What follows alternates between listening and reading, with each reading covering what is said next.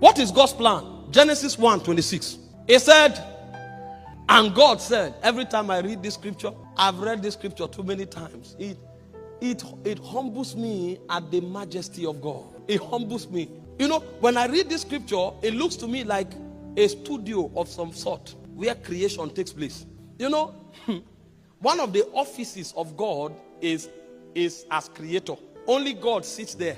No matter how powerful, no matter how wise you are, at best you can be an inventor or a farmer.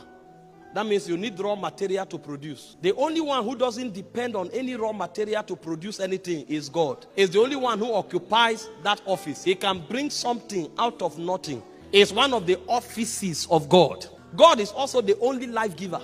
The only one who can give life is God. Only God. So when you see species replicating, the origin of that life that is introduced to create that species comes from only one being. He's called God. Only him sits there. So this scripture reveals many things to us. It doesn't just reveal God as creator. Imagine what was going on here. Earth was destroyed. God recreated the earth.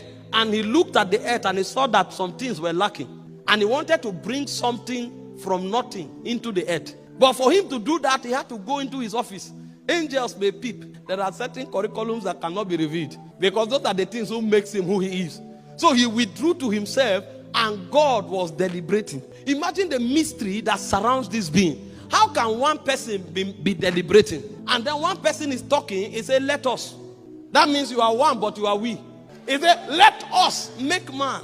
Let us create another entity. Because earth, there's a gap, there's a vacuum. Let's replace the vacuum so that we can bring balance to creation. Let us make man.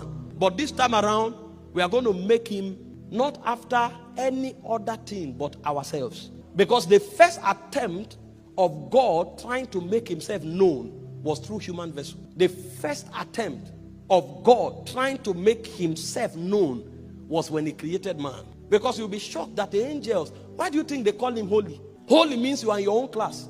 You are separated unto your own name. There's none like you. You will discover as you read the Bible that it's as man was created that different definitions of who God is started coming on the scene. You will never find all of those syllables in the angelic order. They just knew that this being is a superior being. They couldn't even look at him. When he shows up, they fall to the ground. The first time God wanted to be known, if you would say study God, the first time God made himself available to be studied was when he created man. Because only here did he say, let us make a being that can reflect our total dimension.